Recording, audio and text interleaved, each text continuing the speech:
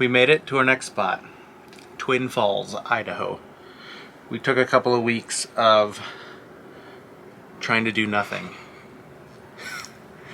We didn't explore anything, we didn't go anywhere. Traveling can be exhausting when you're sightseeing the whole time. So we went to Wyoming and found a place that was a nice little resort type place, but had nothing to do around it. So we did nothing. And then we went to Salt Lake City and did a little bit. And now we're in Twin Falls, making our way back towards the coast. And I think we feel like we're finally ready to go do something. How could you not with this hair? I know, look at that. This is my morning hair. It's really cold here. Yeah. Or at least colder than it's been. It's starting to feel like fall. And I don't know if any RV is perfectly suited for really cold weather. This isn't really cold. It's like mid 30s at night. I think last night it got down to like 37. Mm-hmm. But we ran our heater and we've got a little space heater going. But yeah, it's cold. We leave our electric water heater running all night, all the time when we're plugged in because it helps keep things from freezing. And we have the aftermath of dishes and being lazy. So we're gonna clean stuff up and then go see what is out here in Twin Falls.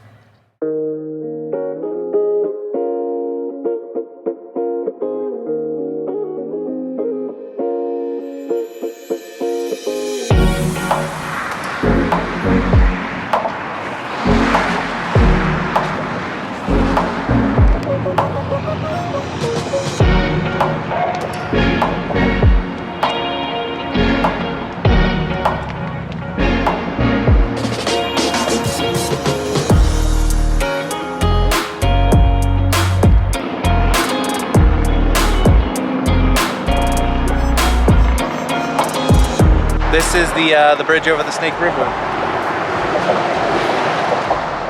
Apparently it's a thing people come and see. So we came to see it. And I think they do bungee jumping off of it. So we're gonna go look.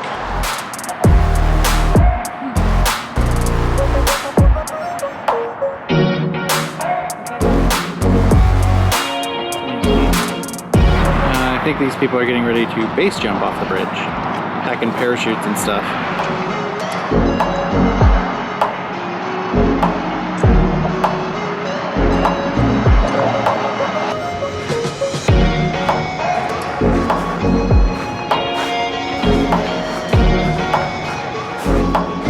Looks like these guys are doing training. They're retrieving a shopping cart that fell off the cliff. Oh. Out here in nature among the Best Buy and home goods stores. Shh, if we're real careful, we might be able to see like a ceramic pumpkin or, you know, like a straw woven basket. Or dishwasher or something. Yeah, yeah. Also, maybe we'll see like a vanilla chai candle. Oh. Yeah. And a hipster? Maybe, possibly. Probably not at a home goods though. That's not their natural habitat. Oh yeah, that's true. This is the other side of the bridge. Gosh, that's gorgeous. So I think that target that we saw last night is for the bungee jumping. But I think that pad there and the flag that's blowing is for the base jumpers. Yep, wind guidance. Yeah. Know what the wind's doing. And that looks like, is that the platform right there? I don't know. Look at, you can actually climb up. Maybe they bungee jump from the middle of the bridge. Maybe that target isn't for bungee jumping. I feel like it would maybe be safer to bungee jump into the middle of the river from the arch of the bridge. I don't know. They might not do bungee jumping. Maybe I saw base jumping and thought it was bungee jumping. Oh, maybe it was. But there's a floating dock down there. Like a boat dock. I saw it from the other side. So it, like, you know, if they're bungee jumping, then the person would get released and there'd be somebody in a raft down there. Yeah, like in New Zealand. Yeah. It's farther up the canyon. pretty cool looking. Near water. Yeah. There's a waterfall right on the other side of this thingy.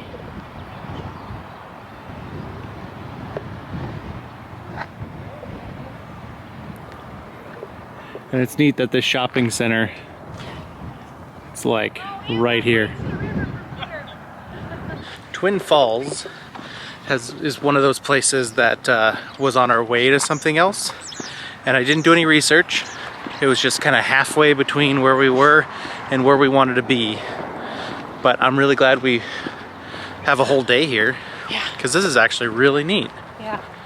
I bet there's a lot of little gyms around here that if we were here for a week and we did some research, we could probably find some cool hikes and maybe go on a river rafting trip or something.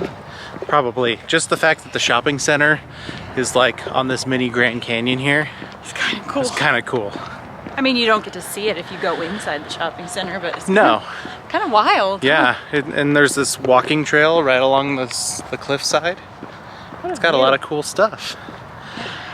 Also, it feels good to be out filming things again. Yes, it does. It's weird that we went into that lull for like 2 weeks. It was nice. I think we needed it. I think so too.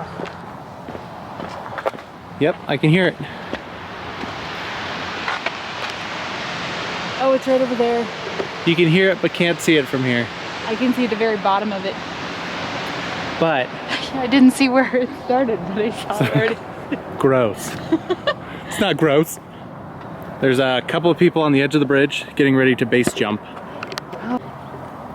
I'm assuming those people are base jumpers. But I could be wrong. We were walking out here looking for a place to see the waterfall, and you can't really. But look at this. Okay, here's the path. There's the face of the canyon. It's really cool. It's a beautiful weeping willow. Yeah, look at this. Look at this weeping willow. Somebody lives here. Yeah, this is a private house. And there's the canyon wall. And the bridge back that way. Pretty awesome. This house right here, that's their property, goes right up to the canyon here, I guess. So the trail stops. But look at this view up the canyon.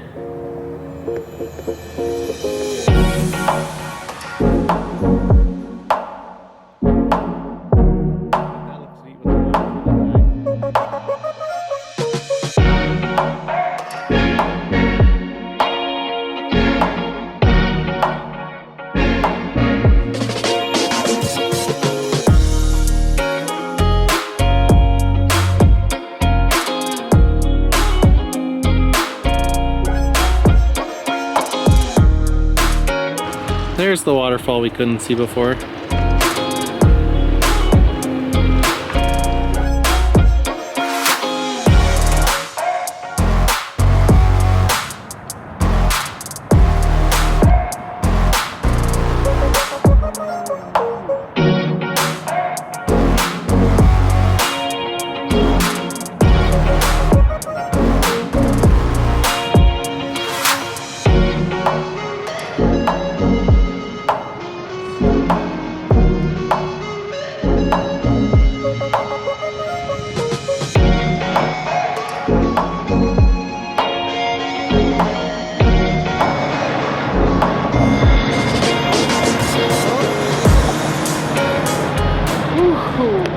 That headwind there is barely making it. Yeah. So we're up here watching base jumpers, and we were just talking to somebody who base jumps, and there are flags at the bottom down here where they typically land that are pretty stiff in the wind. And he said typically headwind of 13 miles an hour or 13-ish knots, so probably 15, 16 miles an hour. I don't know if it was knots or miles per hour, I don't know what they use. But around there, you typically don't jump because that's typically how fast you can move forward with no wind, is about 13 miles an hour. So in this situation, if the wind is more than that, you'll get pushed back onto the bridge, which this bridge is less dangerous because it's a big arch and there's no superstructure to hit if you jump from the middle, but they're close to their limit. So we're watching these guys land, and they are kind of coming shorter than they would otherwise. but they're making it and it's all safe. Kind of interesting.